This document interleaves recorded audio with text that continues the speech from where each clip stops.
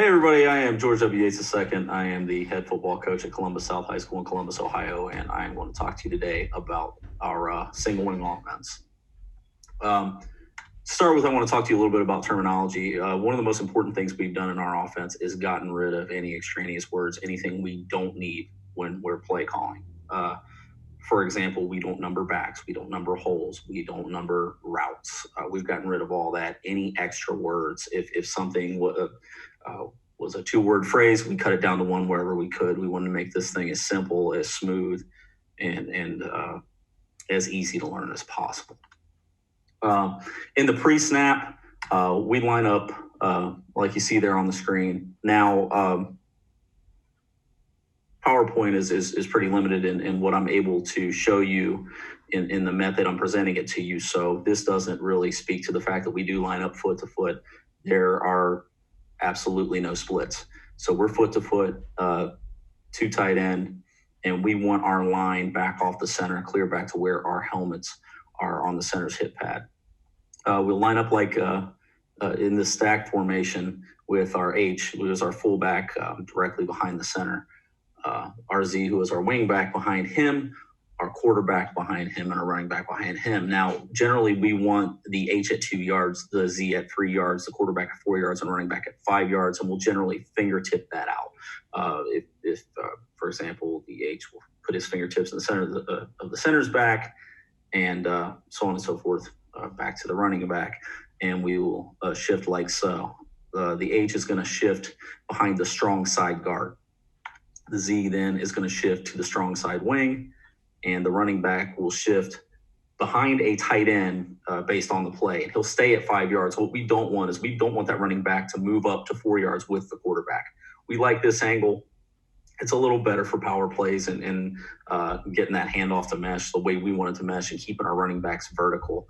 And it still works fine when we're running outside as well. So we would call this formation rip, and the opposite we would call is. And this is pretty much what we run. We don't run 1,000 formations.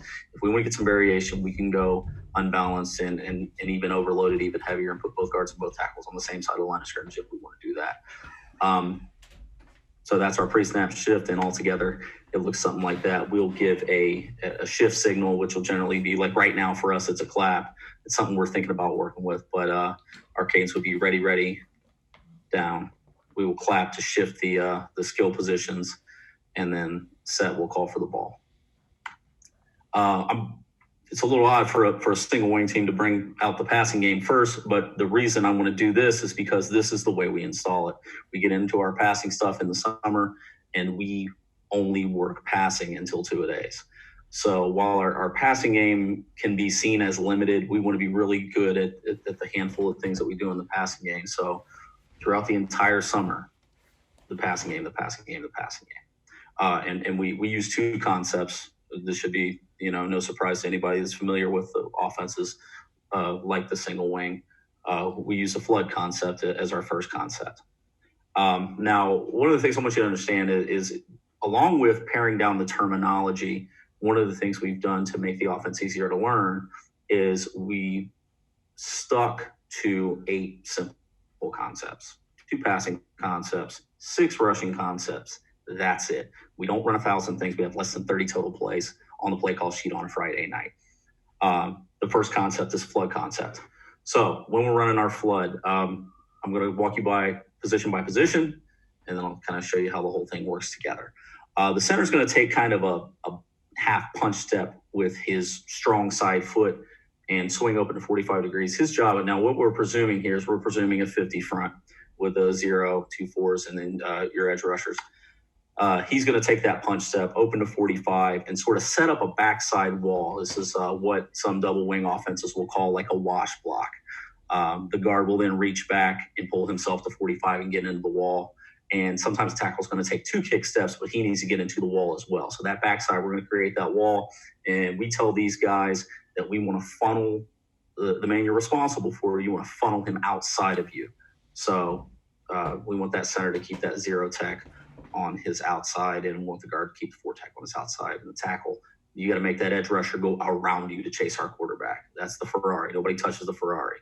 Hands off our quarterback. So if he's got to run around you 10 miles to get to our quarterback's backside, you make him do it. On the front side, we have an on-down reach rule. So we're reaching, and we're going to determine who we're trying to seal off using on-down rules. So in this scenario, like I said, we got a zero tech. There's nobody covering the guard. He will go down and help the center. That tackle is going to reach. The H is going to get around the strong side emo. He's going to take a flat step to do this.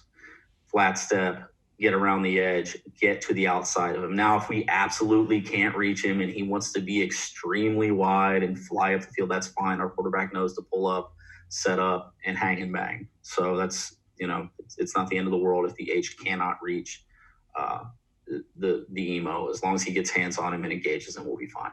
One of the things we do to help him with that is the running back's route on our flood play is this flat route. What we do is we tell him to attack the edge, and he's going to punch the outside shoulder of the emo with his inside hand and get flat on the line of scrimmage. He is the first level of the flood. My favorite route in this whole concept, though, is this pylon route, and he's going to slip behind me. But essentially what we do is we tell that wing back to run directly to the back pylon, regardless of where we are on the field. So if we're at midfield, it's going to be a lot less angular than if we're down at the 20-yard line. That pylon route will become really wide, and it really creates problems for defenses, because I don't know how many coaches are teaching their DBs how to cover a pylon route. It's an odd route to cover, period. He is running straight to it. There's no banana to it, and he's looking over his outside shoulder, and it can really stretch coverages. The strong side tight end, or Y, has a 10-yard out. He becomes the second level of the flood. The weak side, no surprise, backside post. Let's keep that single high or that middle third honest. And our quarterback is going to sprint out. What we want him to do is sprint out around the starting position of the running back. So the way we teach him is we have a coach stand in that position and get him used to running around that spot. And when he turns, he needs to get his shoulders kind of moving forward. He's reading deep to short. And if it's not there when he gets going downhill, he can just go ahead and take off. If the pylon's there, let's just go ahead and shoot that. Generally, if you're getting, we see a lot of 3 shells. And we can hit that 10 and out, or sometimes that flat player, will sit on that 10 and out, and we tell him to throw a dart at the running back. So if you're teaching that, you don't want him cranking up and firing the ball 100 miles an hour. Tell him to throw the ball exactly like you would throw a dart into a dartboard, just, nice and clean and easy, and get it there. So this is what that looks like all together. And that sets the foundation for our flood concept. It's a pretty basic 3-level flood, nothing spectacular about it, but it doesn't need to be spectacular. You just need to be good at it. So, don't reinvent the wheel. Just get the bus to the bus stop. The next set we'll run off of this is flood switch. And this goes to this idea that as coaches, we got to stop trying to, don't try to confuse the 50-year-old guy that's been around football for 30 years. Let's try to confuse a 17-year-old kid. So if we're getting that 3 shell, we'll run the switch is flood, with the exception of the Y and Z changing their route at 10 yards. So that Y that had a 10-yard out on the flood, he's going to break at 10 yards and head to the pylon, and the Z is going to break his pylon off at 10 yards and flatten it out. So that would look something like this.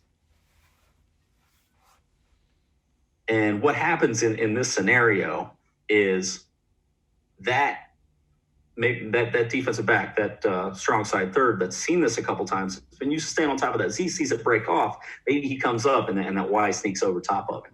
So this is another look we'll give to teams.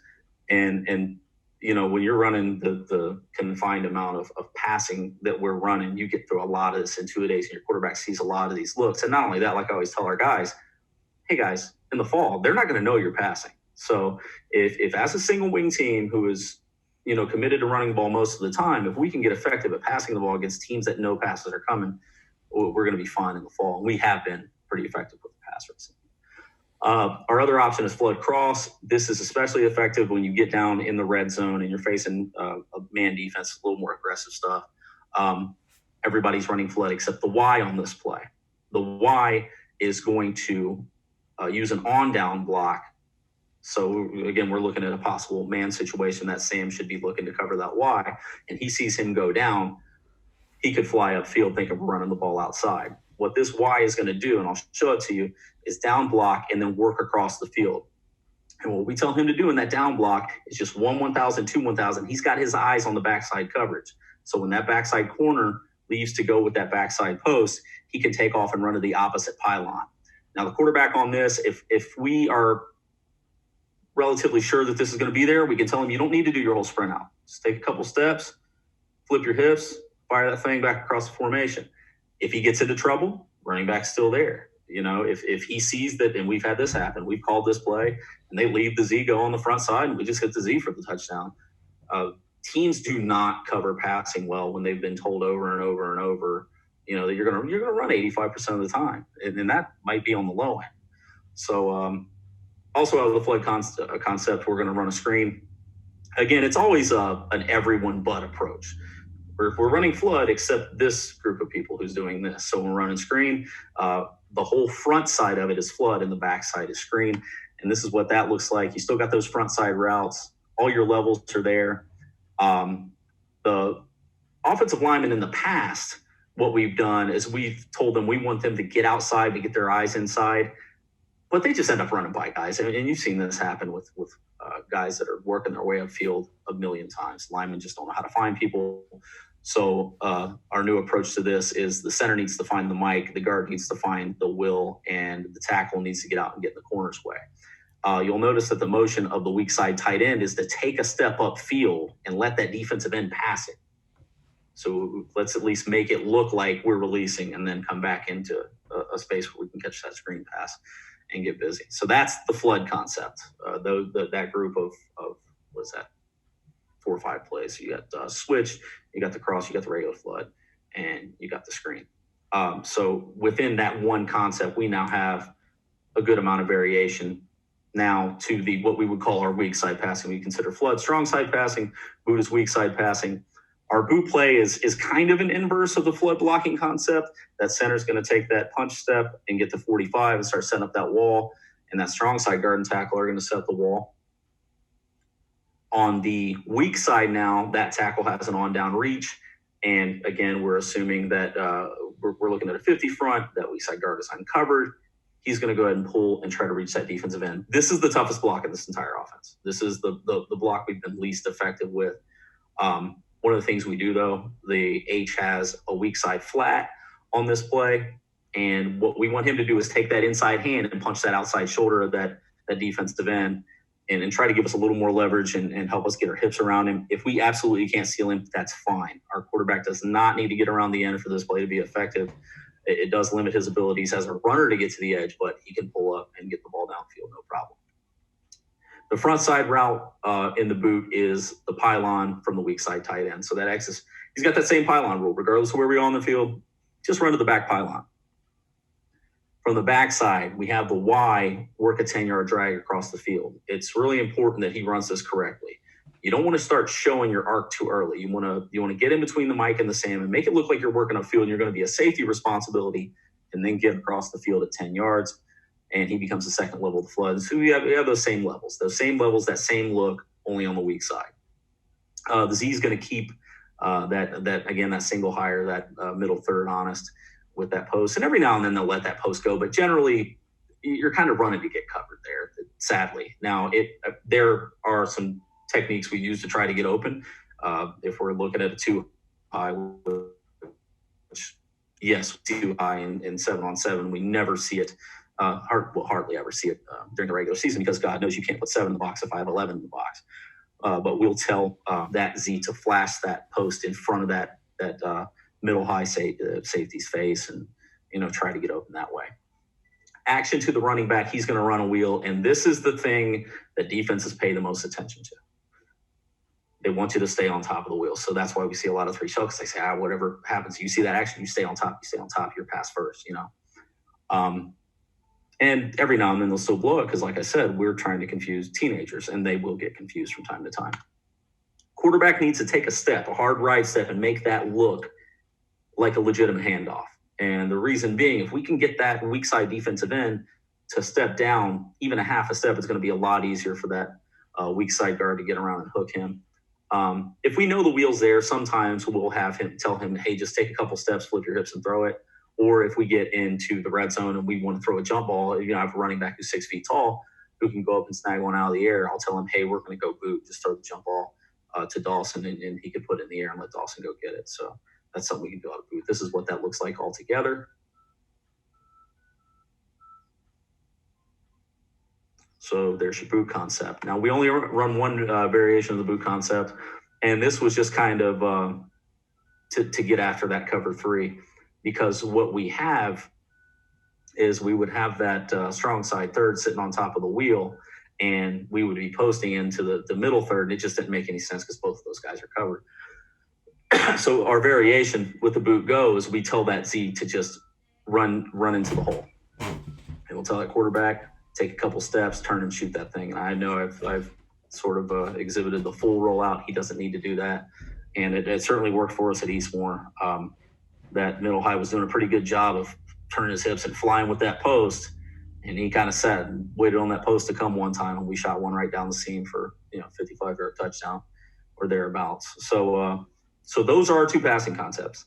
That's it. That's the end of the passing game. You don't need more than that. Now, when I was young and didn't know any better, I'd go into a game with 100 plays on a wristband thinking, you never know what you're going to need. You don't need all that. It's more about when you call it than it is about what you call.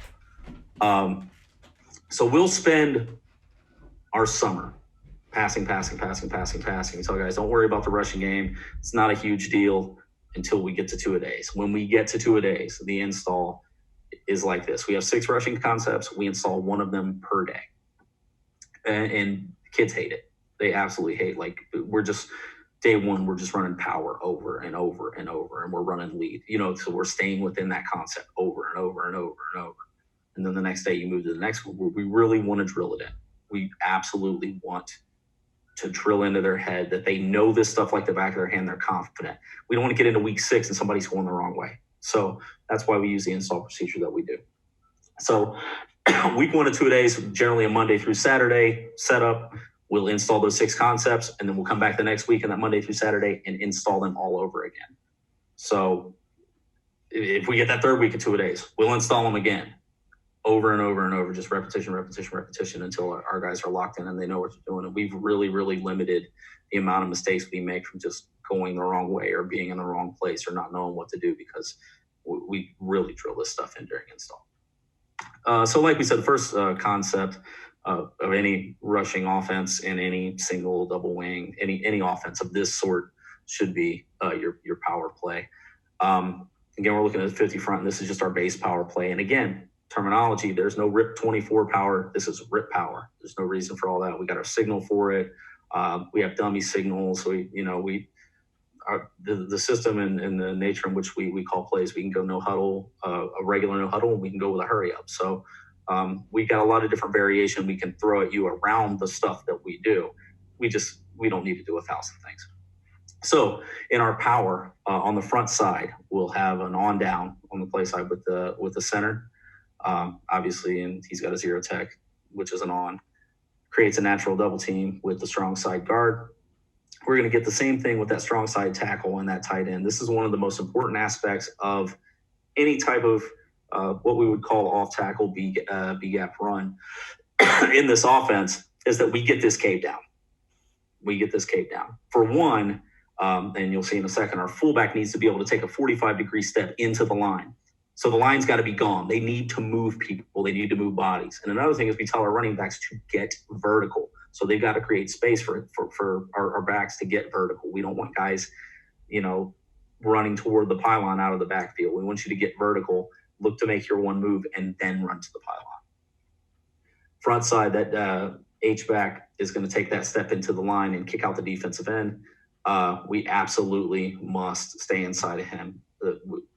We will stick to this, can't let a man come inside your rule when we're kicking out ends and on the trap. He needs to take that 45-degree step, and if he absolutely whiffs and that end goes around him, we're going to be all right. If you make good contact and he's inside of you, we're probably not going to be all right. So, we want him to aim his head upfield on that end and make sure we get that kick out.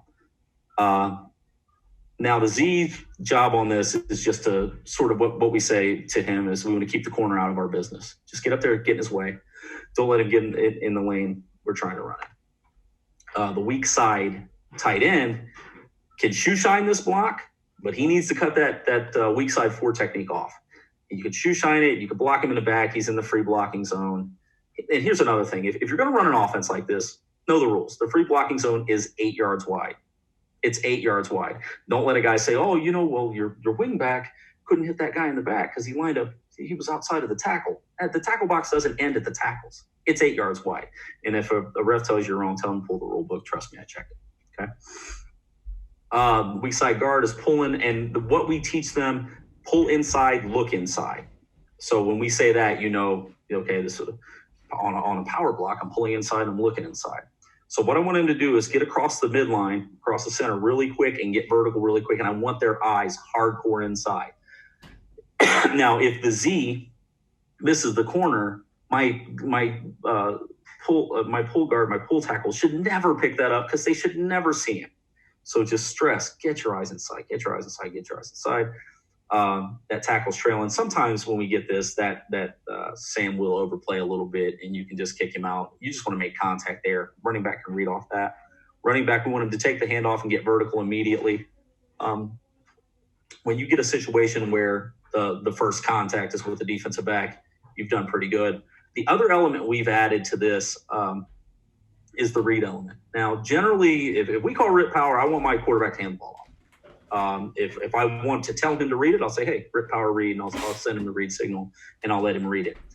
Generally, the progression of that is somewhere in the middle of year 1. If the quarterback's ready, we'll start letting him read some defensive ends. And then by year 2, hopefully he's accomplished enough and is comfortable enough with the offense that he can go ahead and read pretty much anything. So this is what that looks like all together.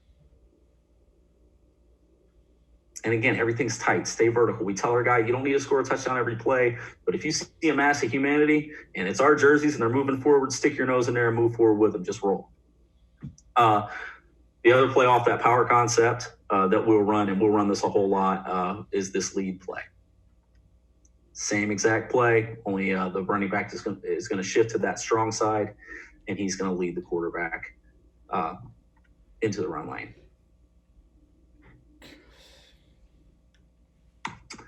And the third play out of the power concept, and this absolutely was absolutely fantastic for us last year. We ran this a whole lot, and it was really, really effective for us. And I think it had a lot to do with the fact that our backfield grouping was really good at running it.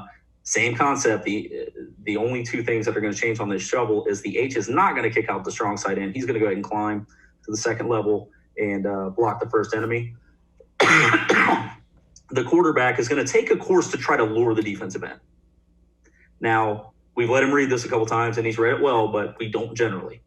We want him to lure the defensive end, stick his back foot in the ground, shovel the ball. We tell the running back to replace the strong side tackle, settle down, take the shovel, and get vertical immediately. The great thing about shovel play, low risk, high reward. If you hit this, you're going to gash somebody. If the guy drops it, it's an incomplete pass, not the end of the world. So that's the power concept. We get 3 plays out of the power concept. And again, you can get some more variation through unbalance. You can overload. There's some different things you can do with this. We've done some variation in alignment, but most of the time you don't need to get that cute. And there's that shovel play. All right. Our next concept we call boss. Now, boss is what most people would call power sweep, but that's 2 words. We don't need 2 words. We use boss. Boss is an acronym that means back outside of the strong side. So it's another easy way for our guys to remember something. What does boss stand for? And then, they kind of, it clicks for them. A lot of this is exactly the same. This stuff is all cousins. Nothing too extraordinarily different. Center is going to have an on-down reach. He's going to be alone here because we're going to pull both guards and the weak side tackle. We're still going to get that double team, though. We're still going to get that cave down. This is one of the most effective blocks in the entire offense right here. This is doing what we call crushing down on this strong side emo. And this is almost always one of those ear hole blocks where he just doesn't see it coming. And, he's 2 yards away at the most. So it's not like we're not coming down and cracking the guy back, but we're able to, to seal him off pretty well. Still got the backside tight end cutting off the backside 4 technique. Again, you can shoe shine block that if you want to, but you got to be careful in even fronts. Sometimes you can end up, depending on alignment, with a center coming to block somebody that you're trying to shoe shine, and then you're paying your taxes. Strong side guard is pulling outside, looking inside, and these guys, sometimes you guys will go, who do I block? Block the first enemy you see. Just get outside, get around the block of the wing back, get your eyes inside, and block the first enemy. Generally, we'll give the H-back a little bit of freedom that he can make contact with the corner if he shows. But generally, we want the lineman looking inside, so that trail guard and tackle that are pulling, they've got their eyes inside. That same handoff, that read look to the running back, quarterback needs to carry out that fake to hold that backside defensive end. So here's what that looks like all together. And the only other thing we'll do out of this boss concept is run a play we call stud. Stud is just short for student body. We'll shift that running back to the strong side. And it's same old with the quarterback. Show that to you one more time. Nothing fancy, nothing special, just an extra guy on the front side. And that defensive end who's been, he doesn't know what to expect. He doesn't know if we're lining up to run the running back his way. And honestly, if that defensive end is chasing your quarterback down, you might want to look into a different quarterback. I believe in the Urban Meyer mantra that you want a runner who can throw. We tell our guys, because I have a skinny guy come up to me and say, hey, I want to play quarterback. I don't think you can play quarterback in this system. We need a guy who's built to take the punishment that a running back can take. So my current quarterback is 6 foot, 210 pounds. He's a little doughy. He can take the damage. So there's your stud play. X concept. X is just the power inverted. So we're taking that power block and flipping it. The reason we didn't call it counter is because counter sounds too much like power. You get in a huddle, somebody mixes the two up, and now you got two guards running into each other because they both think they're pulling. So we just call it X. The X play is the quarterback counter. So again, it's just an invert. So we have that on down with that center and that weak side guard, gets the double team on the nose, weak side tackle, and the weak side tight end.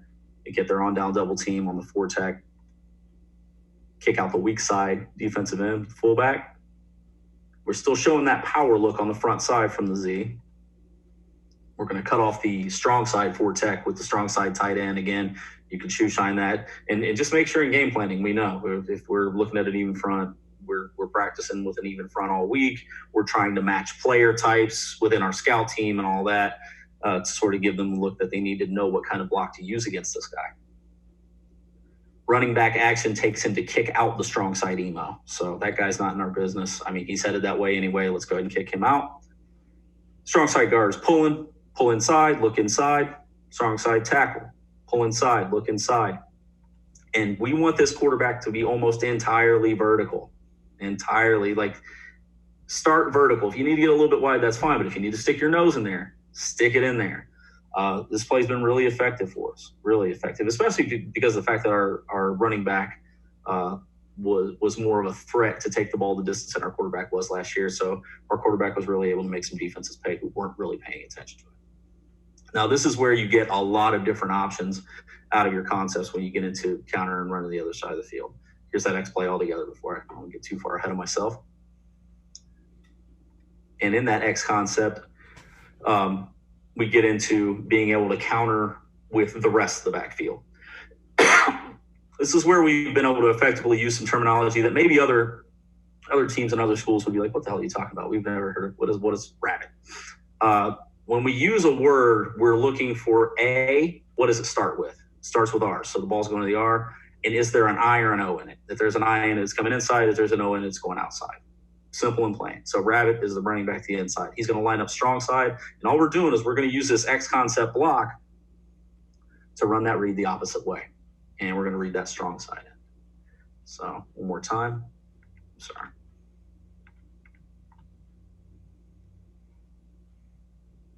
There's that rabbit play.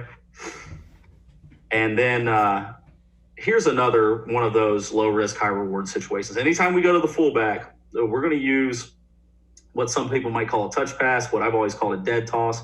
As soon as the quarterback gets the ball in his hands from the snap, he's going to soft toss that ball to the fullback. The fullback is going to pivot and face it. Once he has the ball, he does his business. Now, Hornet is out of this X block. The reason we use Hornet for the H-back is because he also has a trap play, which would be his hippo, his inside play. And then Hyper is him all the way outside. So we had to create a little bit of variation in that terminology for the H so we could get that extra play. But they're all pretty valuable to the offense. So that's why we use it. Here's that hippo look. Now, in this, you'll notice that starting with the Y. Now, the Y is going to take that step down. That looks like that down block. And when you see, if I'm the Sam backer here, and I'm looking at the Y go down, Z's going upfield, the R's leading, the Q's taking off, this looks like stud. You know, get that dead toss to the fullback, and they lose track of him so often. It's surprising because you know that they're in film going, hey, wherever the fullback goes, you go, and then this happens, and nobody finds the fullback. So that's our Hornet play. Zip, obviously, is the Z inside, and we're going to get that same. We're kind of trying to make it look like stud within the backfield, with the exception that the H is going to kick out the weak side emo. And as soon as the Z takes this handoff, we want him to stick his foot in the ground and get vertical. Staying vertical is so important. It's so important when you run the ball inside. And another thing is, when you run the ball outside, run outside like you mean it. Don't, half step and wait and look for your cutback lane. Turn it on, and if you got to cut back. Here's this one's a lot of fun. This is our double handoff play. We just call it double, obviously, because it's double handoff. So this is the same action as Zip, with the exception of the fact that we're going to hand the ball to the running back, who's going to hand the ball to the Z. We took this out of the double wing playbook, obviously. And one of the problems we were having was we had a great running back. Kid rushed for 1,800 yards. He was a fantastic running back. He couldn't get this play down to save his life. We realized the problem was he was taking the handoff in the conventional manner with the elbow up, and he was taking it and then having to pull it back out to hand it off. So what we started doing was have our running backs take the handoff in their hands. Reach out, take it in your hands, and as soon as you have it in your hands, then you can hand it off. It got a lot cleaner. We stopped mishandling that exchange, and this play started being effective for us again. So this is what that looks like. Handoff to the R, handoff to the Z, and it's bang, bang. And then the quarterback's going to carry out. He's just a decoy on this play. Just carry it out flat, just like you would a regular read. So that is our X concept stuff. The sweep concept is the opposite of the boss concept. So the sweep play, for example, is just the quarterback counter outside. And we still have those same rules, only flip them. We take those boss rules and flip them. We got that on down reach with the center. That weak side tackle and that X, that weak side tight end, are going to cave down that four tech. We're still showing that power look with the Z. That Y is going down to cut off that strong side four tech. Shoe sign them if you need to. The running back takes the handoff action, kicks out the defensive end. Pullers, we need that first. That the weak side guard is going to be the first to get to that weak side emo. Who is going to be that's the business right there. We want our pullers to get around him, which is what's going to happen with this strong side guard with the H. And again, we're pulling outside, looking inside. The H has a little more freedom because, he is perceived to be the lead blocker. So if he needs to make contact with the corner, that's fine. And the trail puller being the weak side tackle. We generally tell our guys, follow the trail puller's outside jersey number. So if I'm running just rip power, it would be the left side jersey number. In this scenario, it's rip sweeps, so we would be following the right side jersey number of the tackle, and he'll take us to where we need to go. So here's what that looks like all together. And again, this sweep concept, like the X concept, there's a lot of fun stuff you can do off of it, starting with Rocket. This looks a lot like Rabbit, only with the sweep blocking scenario. We're trying to get that running back outside. We're going to read that strong side emo. I'll run that back one more time.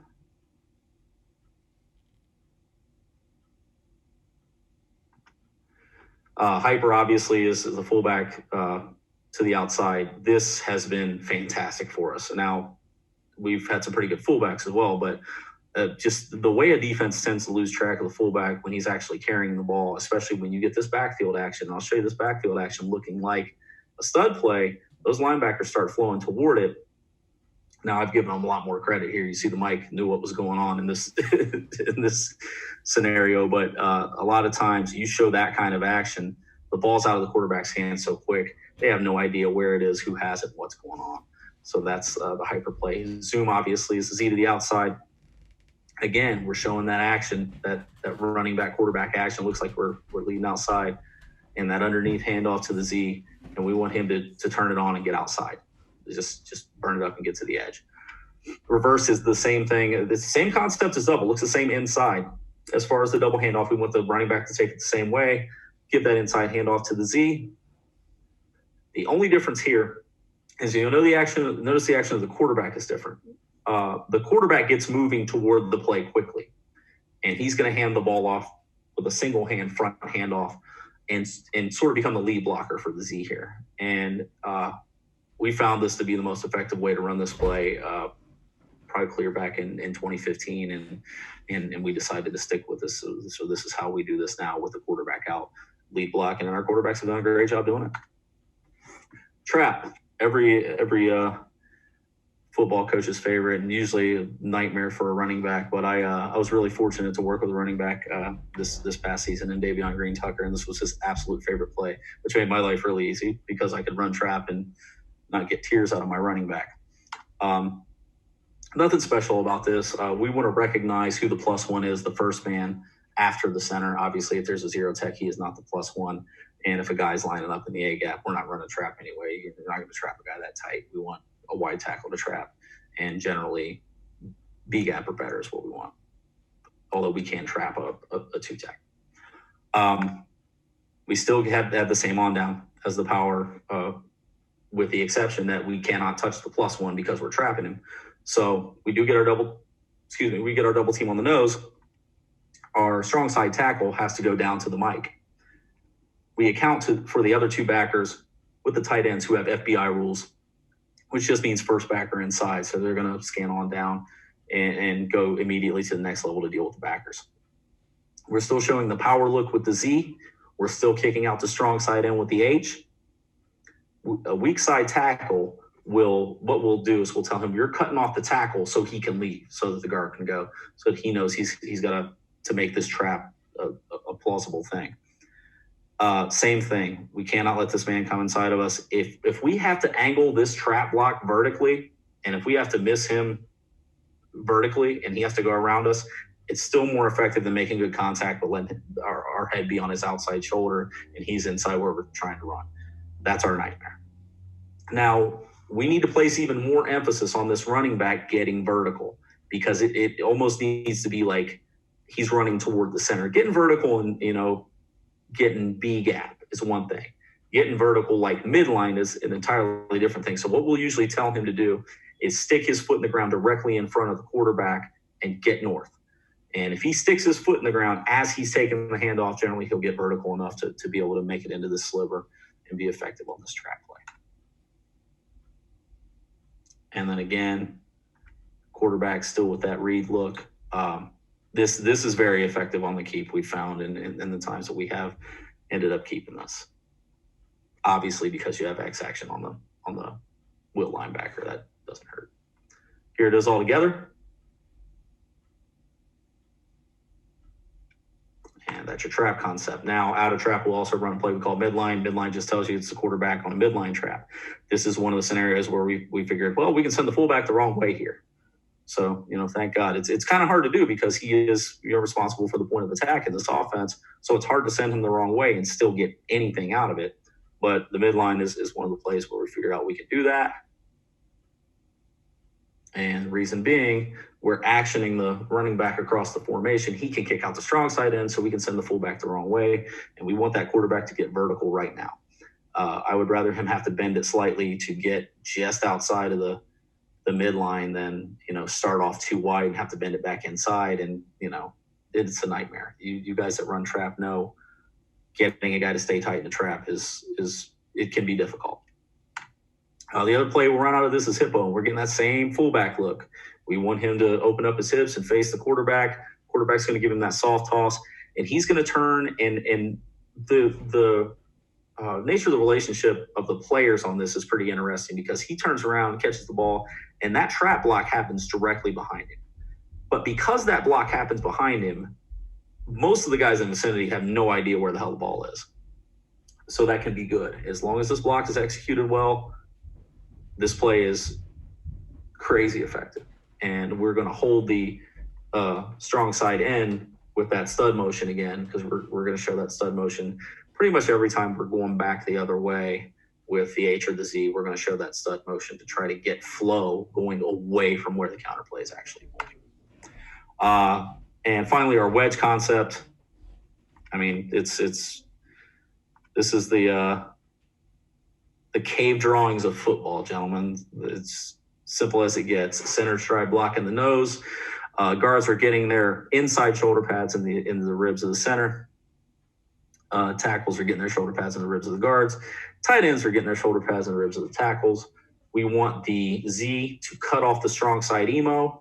We want the H, again, another opportunity to get him to go the wrong way. He can go the wrong way and kick out the weak side emo. The quarterback, we want him to stick his nose directly in the center's back. We have our scrum, and the running back is Reggie Bush in it. Just push us forward, friend. Help us out. So that's our wedge play. Here it is all together.